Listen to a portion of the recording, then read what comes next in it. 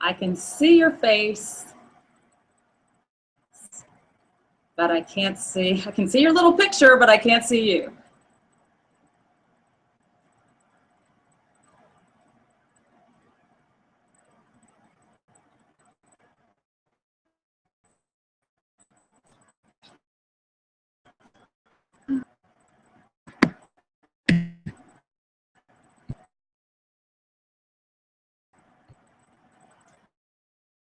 Hey, Seattle, how are you?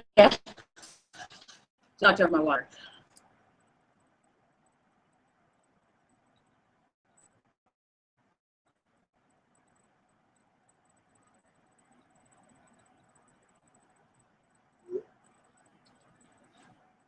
We are live from Nashville, Tennessee, and Forest Hills United Methodist Church Youth Room, and we're talking about experiential worship and learning with all our senses. So I need to know if you guys can hear me, and so that's always going to be really fun to watch.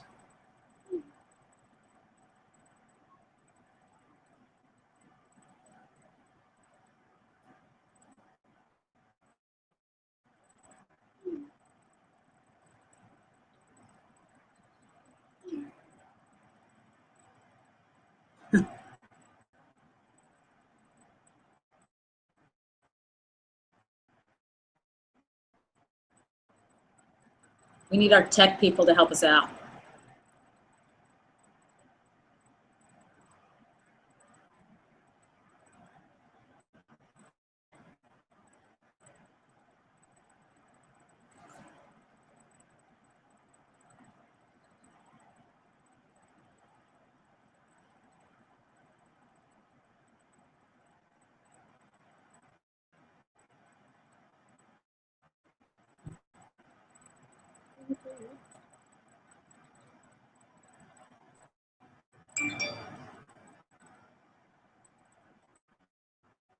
Okay, can you hear me? We need to see you so I can see if you can hear me.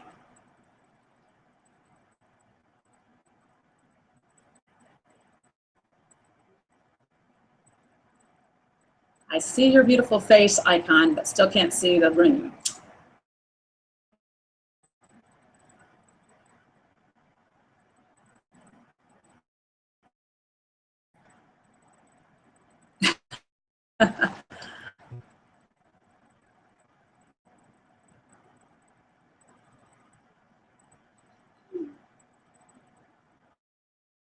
Yay!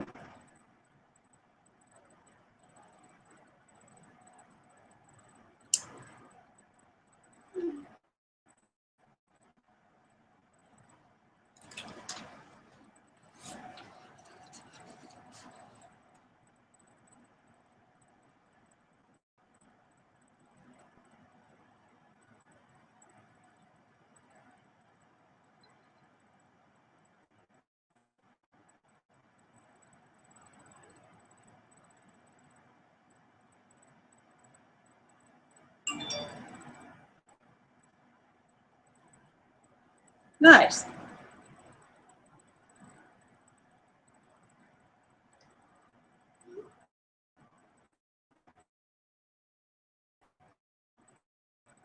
Hooray! Okay, so the question is, can they hear me? I can do it without seeing you, but I want to make sure that you can hear me. Oh, you can hear me. Well, all right. So some way we should be able to interact with each other, but I'm not sure how that's going to work today. So I will just get started. And good. Thank you for trying. We like technology when it works. That's my line, is that technology is great when it works. When it doesn't work, who cares? We don't need it.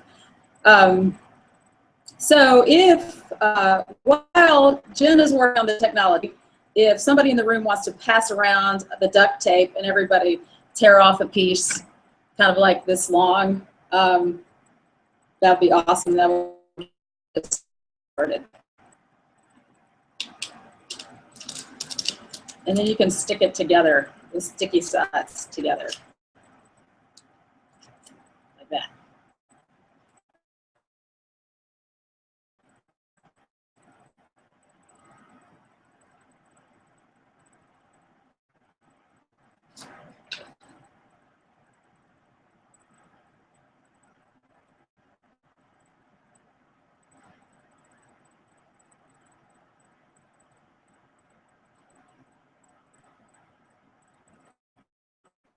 Hey, Chris.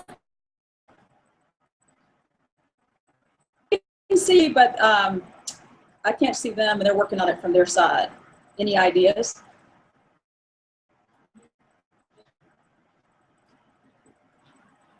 See, tech expertise comes to the rest. This is Chris, and this is his youth room that we're using. Hi, everyone. It's a great. I'm assuming there's more people I can't see. There are people. You can see them here. Oh, hi. Yeah.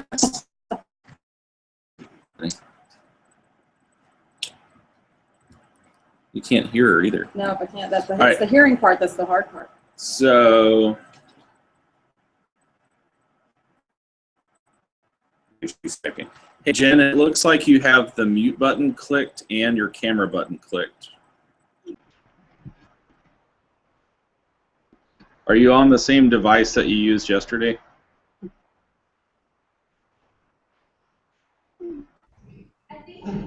Hello. Oh. Hey. Aha! We're in. Student to the rescue.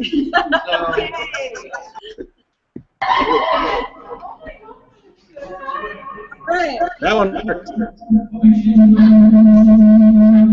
we need to end that call right there. Just end it. Yeah, you gotta hang up. There you go. go. That should help with feedback. Just spin this around. I'll move my Okay. down here so they can see. Bye. Well done. Is that the angle you want or whatever? Yeah, that's good. And then is there any let's see. Okay. Hi. It's a beautiful ceiling. Okay. We're There going they to try and have you be able to see the students. All right, Lily, take it away. All right. Okay. Lily, can you see us? I can see you. Can you see me? Yes. Can you guys hear her? Yeah. Can you guys? I can scoot up and talk louder. How's that? If we can do that, Is that better? just a sec. The person's going to come back and see if you get it louder. All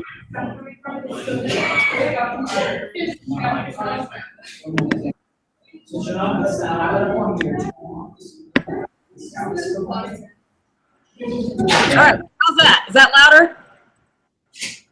Any better? Yeah. Back row, are you awake? Yeah. Just checking. Just checking.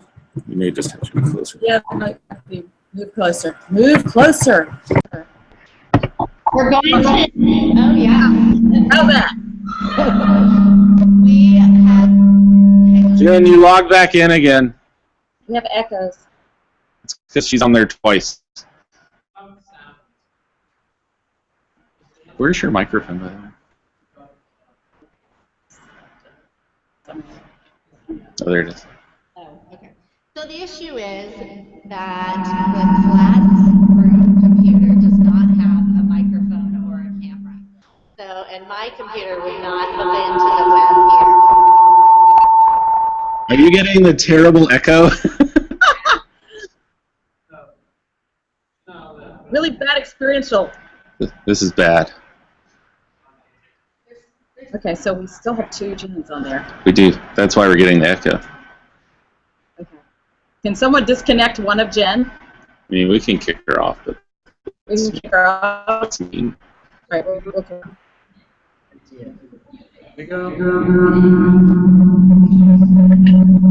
Okay. Now, that should be good. Like trying to fix this yesterday. How's that?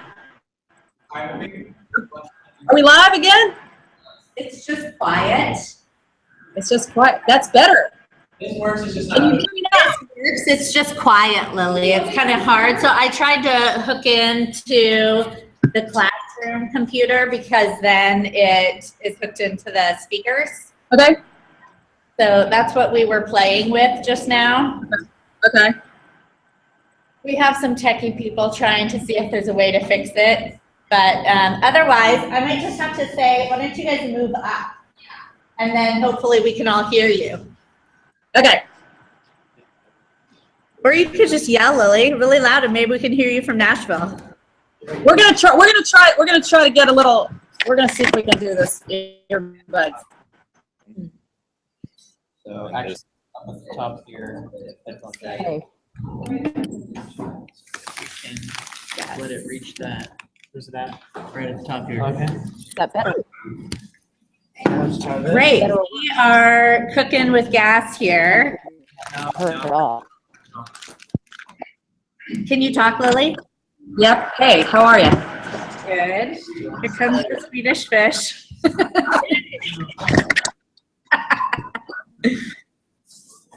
You have to go and change the settings on your computer so that works. Headphone jack should just automatically switch, It's but frozen in time. All right. Hey, how? it says it's using headphones. So Something better now. Turn that up. it should be I cooking, think she can, but I can't hear her. but Can you hear me? it's not on the right input. Can you hear me, Lily? Yeah, I do, but not. I don't think I have them with me. Make this so she can't hear us. Oh, really? Can you hear me now, Lily? I can hear you. Yes, but let me see if I can hear Chris.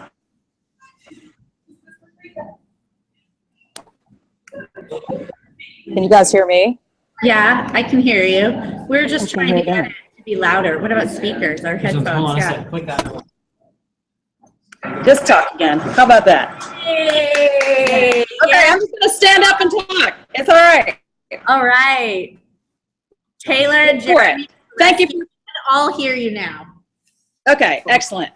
Hey, good. Yay. Well, hey, SPU. Glad that you're here, and I'm excited to talk to you about experiential worship. I don't know if Jim said that I'm Lily Lewin from Nashville, Tennessee, and actually grew up here but haven't lived here in a long time. So I just moved back to the new Nashville, which is now the new Portland East, because everybody, the average age in Nashville now is 28, which is kind of fun and exciting. My passion is to help people worship with all their senses, not just with, but sadly in America we've defined worship as singing. So if you're an 8th grade boy or a 28-year-old woman, you might not want to sing, and you might not even like singing. So that really kills worship if you don't like to sing. So we're going to redefine worship today and think about all the different ways that you experience God's presence. So anybody want to shout out a way that you experience God? Hiking. Hiking, excellent.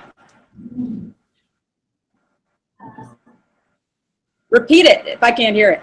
Art. Art, excellent, okay. Anyone else? Ready? How about walking by the water of Puget Sound? Yeah. Yes. Or anybody a runner? Anybody run? Okay. You just shouted out running. Okay, so everybody experiences God a different way. But sadly in church, we kind of define it only one way. So we all experience God in different ways. So we all need to be able to worship in a different way. Now, when some of you might have taken some education classes that talk about learning styles, anybody know their learning style? Aesthetic. Okay, so you like to touch and fool around with stuff, like you like labs. You can be my lab partner. Visual. Raise your hand if you're a visual learner. You know you're a visual, or one of the ways you learn is visual. Excellent. Okay. Anybody know they're definitely an auditory learner? They don't have to take notes. They just remember everything the teacher says. Okay. In the back, there's only 20% of the world that learns through their ears. 80% of the rest of the world way, either visually or kinesthetically or a combination of things. Some people write. When I was in college, I could write notes really fast. That was before laptops even existed, and before the Earth's crust had cooled. And but I remembered things on the page. Like, go back to study on the page. So it's kind of the visual handwritten thing. So we all have different learning styles, but sadly church tends to be auditory learning. And the interesting thing that is, they are auditory learners. So they're teaching to the style that they know best. Well, because most of us are not that way, we're going to have to teach the story of God a totally different way for people to get it. Does that sound fair? So, did you pass out the duct tape? Yes. Did we get the piece of duct tape? If you haven't stuck it together, stick it together. If you haven't already. Okay, I want you to think about all the things that are keeping you stuck in your life right now. It might be exams are coming up, or it might be that paper due. It might be that you've had a fight with your roommate or your parents. Think about all the things that are keeping you stuck in your relationships, or in relationship with God, in relationship with other people, or just in your life in general.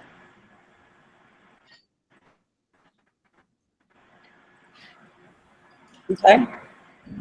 So I would like you to hold that in your hand, and we're going to pray. Lord God, thank you for stuckness today. You take all the stuff that keeps us from worshiping you. You take all the stuckness that keeps us away from other people, and that you throw that far away from us. And you can unstick us and take all the junk off of us, just like duct tape will take stuff off of things. And Lord, we thank you for that. We thank you that you're going to get us unstuck when it comes to worship, and that you're going to teach us a whole new way to be creative. And all God's people said, amen. Okay, you just did an experiential worship experience. This just did a confession using duct tape. So I like to use everyday things to pray with, and I like duct tape. So that's one way to do it. A confessional is to use it. You could use it as how do you keep what things keep relationships, what things keep you stuck in your walk with God, what things keep you, what things are sticking to you that you don't want to be stuck to you right now. That's a way you could use this as a confession. You could also have, if you had a Sharpie marker, you could write all this down on the duct tape on an altar at the foot of the cross, something like that, as an exercise. So, to get us unstuck from worship, we've redefined it a little bit as beyond singing. Think about how many places that every church just should have communion sometime. Well, that is an experiential worship service already, because it has touch, taste, smell, listening. Those are all experiential things that happen in. So how do we create worship that's touch, taste, smell, all using all the senses and as many learning styles as possible? Did you guys get a handout? Was Jen able to get you a handout? Is that a yes, no? On it. Yeah. On it. Okay. All right. So, Jen, pass out the Swedish fish, too. All right.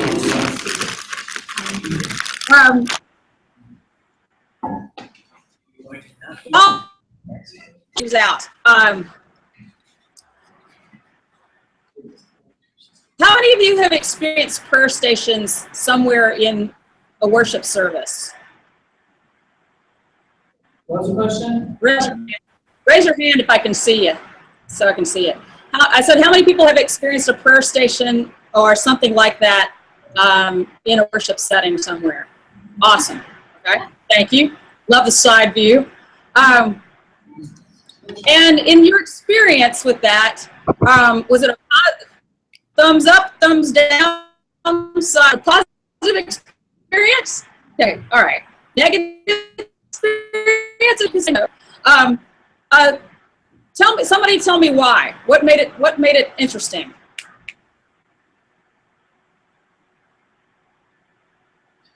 I was engaged, actively engaged. Says she was actively engaged. Actively engaged. Thank you. I can hear that. Thanks. Yeah, it's about engagement. It's about, we all have a phone in our hands most of the time. Okay, we're used to participating all the time now. You know, you can find out the score on ESPN. You can find out, you know, what's happening in Twitter. You can Snapchat somebody. We're participating all the time with our phones. So in the land of worship, in the land of church, we're going to have to start teaching the story in a way that's more participatory. And I like experiential worship. I call myself a worship curator now. And what a worship curator means to me is it's not the person who plays the guitar or the keyboard up front. My job as a worship curator, if you guys are my team, is to find out each of the gifts that you guys bring to the table. And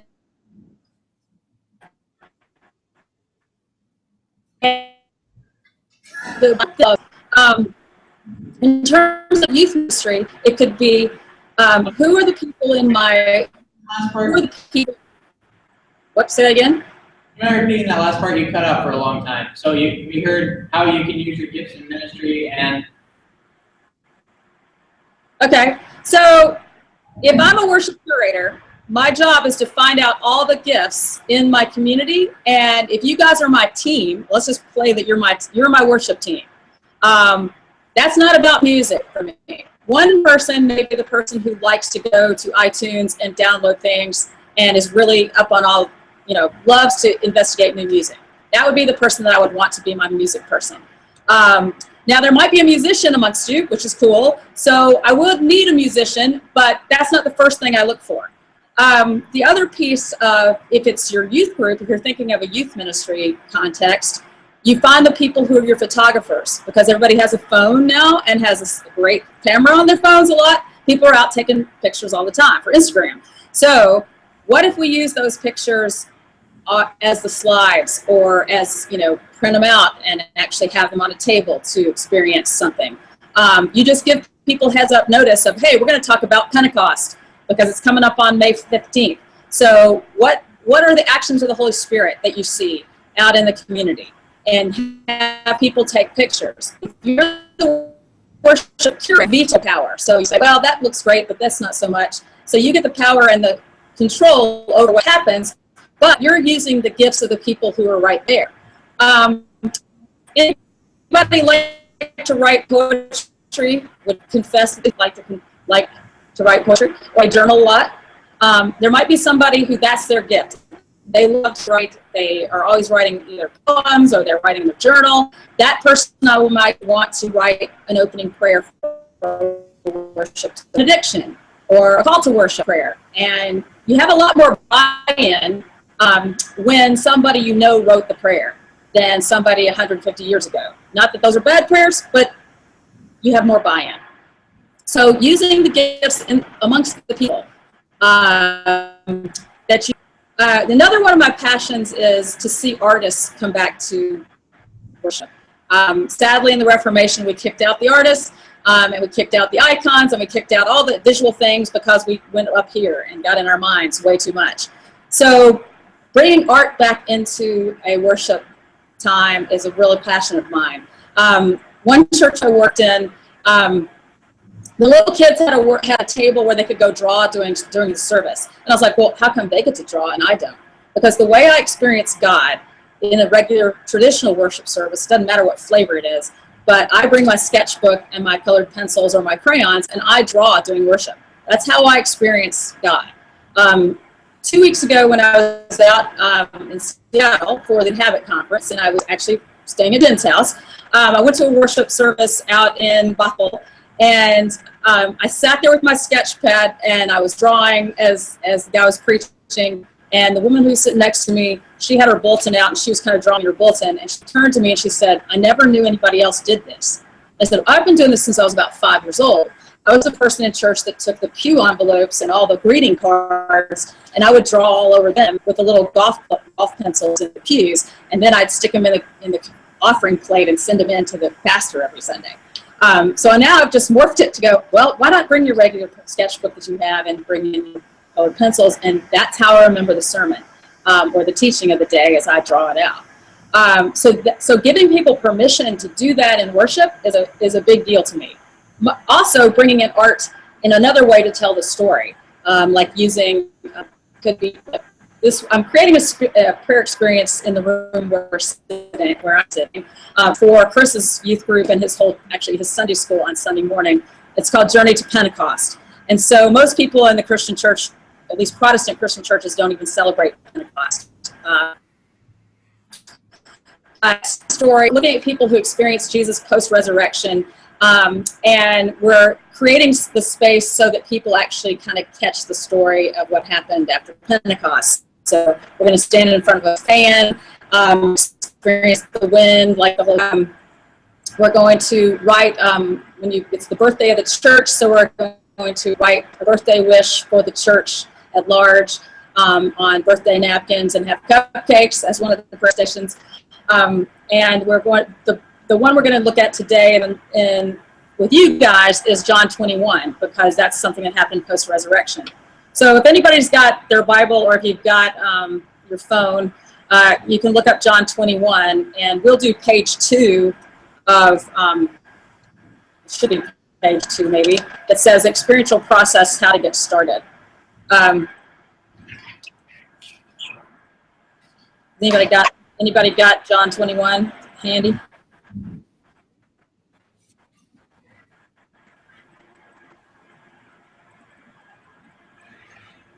I've got it. Okay, I'm going to let you read it because you're there and you can hear better.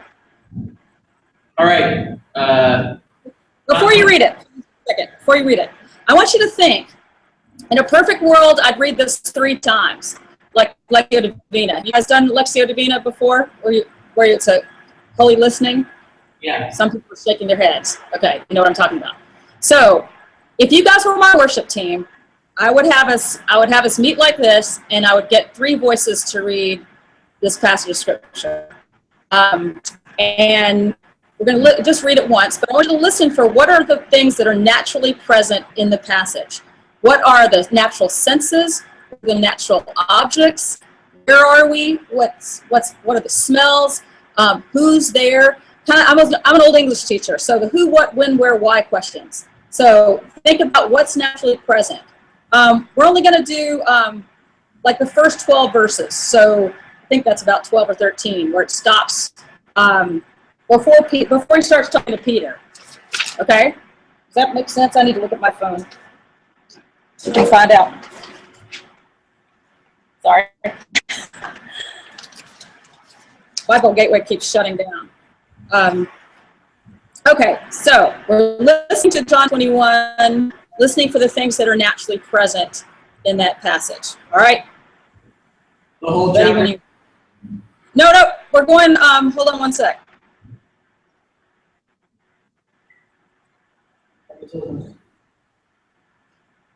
We're going to 14. Okay, all right. After this, Jesus revealed himself again to the disciples by the Sea of Tiberias, and he revealed himself in this way. Simon Peter, Thomas called the twin, Nathanael of Cana in Galilee, the sons of Zebedee, and 2 others of his disciples were together. Simon Peter said to them, "I am going fishing." They said to him, "We will go with you." They went out and got into the boat, but that night they caught nothing. Just as day was breaking, Jesus stood on the shore, yet the disciples did not know that it was Jesus. Jesus said to them, "Children, do you have any fish?" They answered him, "No." He said to them, "Cast the net on the right side of the boat, and you will find some." So they cast it, and now they were not able to haul it in because of the quantity of fish. That disciple whom Jesus loved therefore said to Peter, "It is the Lord." When Simon Peter heard that it was the Lord, he put on his outer garment, for he was stripped for work, and threw himself into the sea. The other disciples came in the boat, dragging the net full of fish, for they were not far from the land, but about 100 yards off. When they got out on land, they saw a charcoal fire in place, with fish laid out on it and bread. Jesus said to them, "Bring some of the fish that you have just caught." So Simon Peter went aboard and hauled the net ashore, full of large fish, 153 of them. And although there were so many, the net was not torn. Jesus said to them, "Come and have breakfast." Now none of the disciples dared ask him, "Who are you?" They knew it was the Lord. Jesus came and took the bread and gave it to them, and so with the fish. This was now the 3rd time that Jesus was revealed to the disciples, after he was raised from the dead. Right. Thank you. So, if you're looking at the experiential process on how to get system to the passage, and now if there was somebody in the room that really likes to study commentaries, I might give you that as your homework assignment, is to go find out all the history behind this, what commentators have said about this. That would be your job. That might not be my job. Then what's naturally there? So what did you notice? What did you see? What popped out at you when you were listening?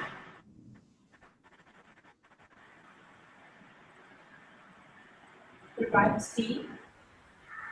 Okay, you're by the sea. All right. What else? I thought it was weird that Jesus addressed them as children. Okay. He said, children, do you have any fish? Okay. What translation were you reading? English Standard Version, I think. All right, cool.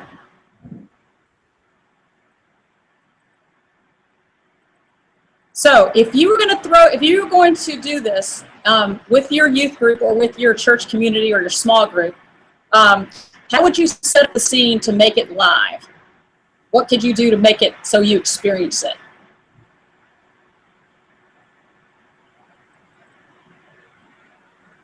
Have a fire. Yep, you could have a fire. Yep, that'd be good. You guys have blessed because you live near water. So you could go down to the beach somewhere, either Puget Sound or Lake Washington or Lake Union or something, and do this by the water actually, with a fire pit. Or if you don't have that, you could throw it on the screen and throw a picture of a beach and the water setting. You could have, you might have a backdrop soundtrack of water, ocean waves or something like that. If it wasn't 2 o'clock in the afternoon when everyone's ready to fall asleep, that would be a good idea. But to create as many senses as possible in the space where you are. So you could even do, if you're in a room and you're nowhere near the beach and you can't move your group to the water, then you might have, use a flashlight and some wind or something with some paper, tissue paper, red and orange to look like a fire. To get the concept, with some wood underneath it, to get the concept of the fire. So you're sitting there. You guys got Swedish fish. Jesus already had the fish prepared for this. He didn't need the disciples' fish. He already had fish. So I gave you guys Swedish fish to have as you came in, because God's already ahead of you. He's already got it prepared. You could have seagull sounds. There are seagulls there. What else could you have to set the scene?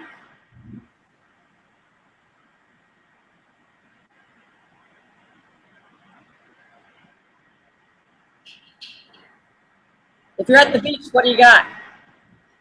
Sand. Sand, there you go. I've been known to take sand to many different places. Like you could throw a tarp on the floor and put sand on it and actually sit on the sand a la the beach if you don't have a beach. So to give as many real senses as possible in a setting so that you're there, you put the people there. Now, so Peter, we all know who Peter is. I don't assume anybody knows anything anymore about the Bible.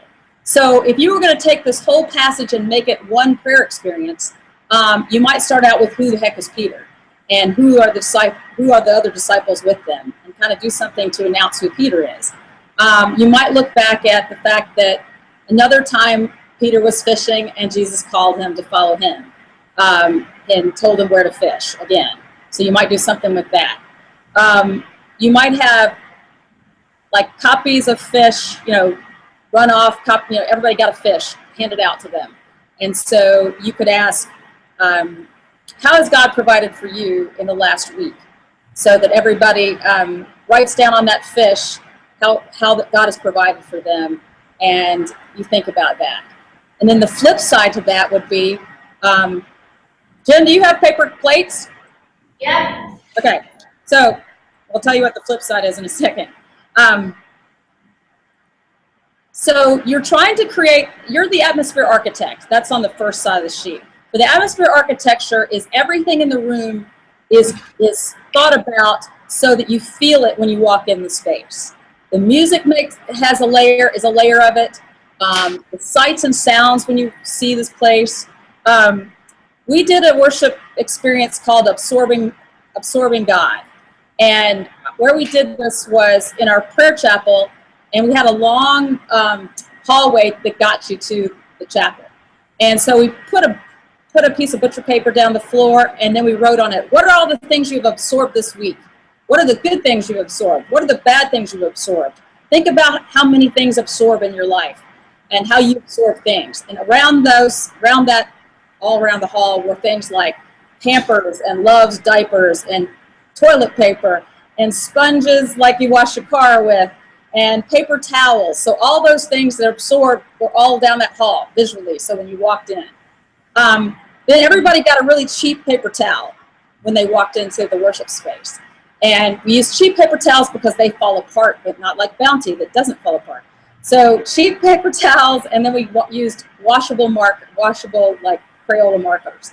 And so you on your piece of paper towel, you wrote down as the act of confession is, okay, what are the bad things that I have absorbed this week? Like, this, was said to me that was hurtful, or this, happened, it was horrible. So you wrote down all the kind of stuff that you absorbed that were bad things.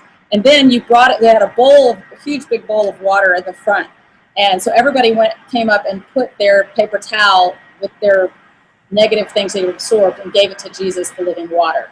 And they started dissolving.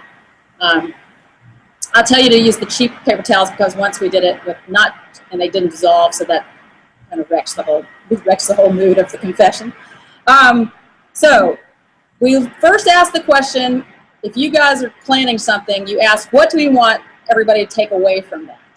So in the John 21, one of the things you might say is, I want people to know that God provides for them. I want them to know that God is even ahead of us providing for us. Like he had the fish already roasting on the fire. He already had breakfast ready before the disciples even got there. I don't know where he got the fish. I don't know how he started the fire. But he already had that prepared before they even caught all their fish.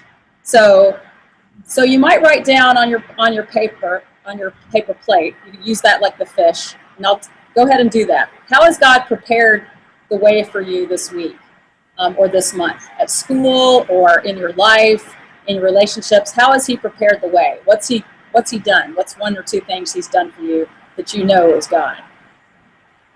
Write that on the front side of your paper plate.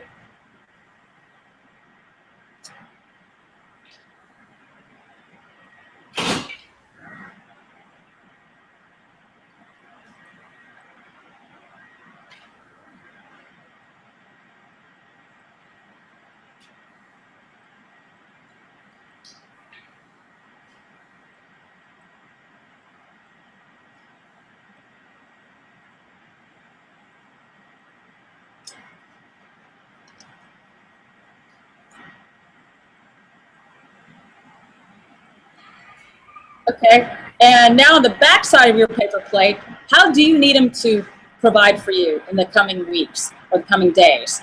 So on the back side of your paper plate, write down how you need God to provide for you, or Jesus to provide for you in the next few weeks coming up.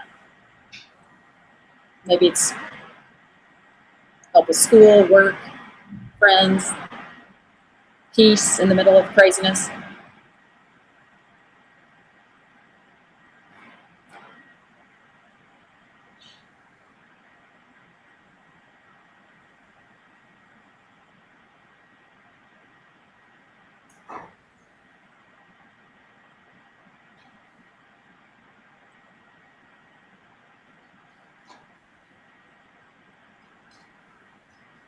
And that could be a prayer station, as you know how God has provided for you. That could be on the paper plate, and you could lay it at the cross at that prayer station, or you could bring it up front to a fishnet and put it. I've got a fishnet on this table behind me. I can show you.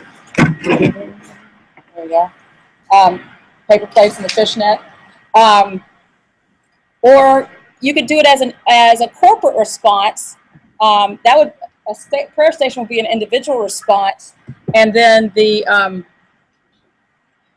what we're doing together is more of a corporate response. And usually I tell people when they're starting out with a group in experiential worship is it's better to start with some corporate responses so people get the hang of it. So people are used to getting up and moving or used to responding to the message you've taught.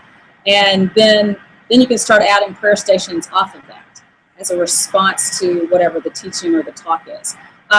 We had a worship service in Cincinnati where I started all this, where the sermon became prayer stations, where we went from teaching to just listening to the gospel passage for the day, and then we interacted with it. So we would have read and listened to John 21, and then each of the prayer stations around the room would retell the story in a way so people could get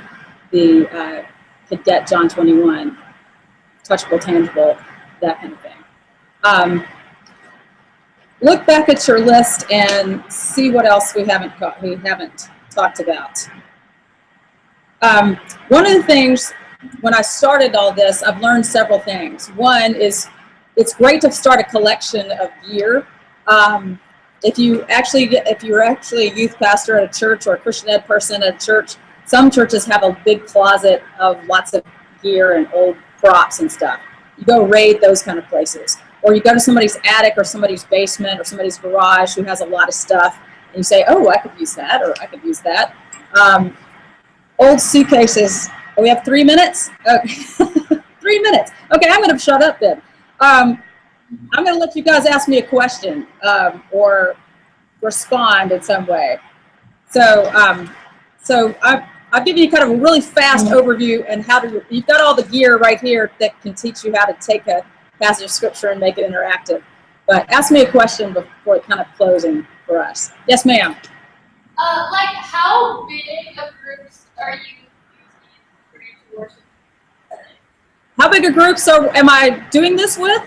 Yeah. Okay, so I've done it between people with 14 people like you guys, and I've done it to up to 2,000 people. So it just depends on, with 2,000 people, it costs more and you have to have more stations. So you might have 3 stations and repeat them around the room, like in 20 different spaces. You might do the 3 stations. Or you might just have 1 station that 2,000 people respond to. A prayer experience for me is like 12 prayer stations. That would be you come into the room, like the one I'm creating here for Pentecost for youth group on Sunday night. They'll come in and they'll listen to Acts 2, a reading from Acts 2, and sit with it, and then they'll go and pray the stations, and then we'll come back together and talk about where God took them and what they experienced. And there'll be an art station. I always have 4 things, just so you know. I always have a place of confession, a place to do art and create prayers and art, a place to pray for the world, because God blesses the whole world, not just America. And what's my 4th one? What's the last one, Jen? So pray for the world, art, confession, and rest, because we're really bad at rest. So always have a kind of a place where you can sit down and be still and just be with God and rest. So I have a website called freerangeworship.com. If you Google Lily Lewin, you can get there easily. I share ideas there. I also sell kits to make prayer experiences too. And I love brainstorming with people. So if you have other questions, you can text me, or I think my real phone number is actually on here. You can text me a question or email me a question or Facebook me, however you like to communicate. And I would love to answer any more questions you guys have. So thanks. Thank you. That was so great. Thanks. Sorry it was short. That's all right. Short and sweet's always good. We can do more later. Yep. You guys have a Totally. great day. Thanks. Bye, Lily. Bye. Bye.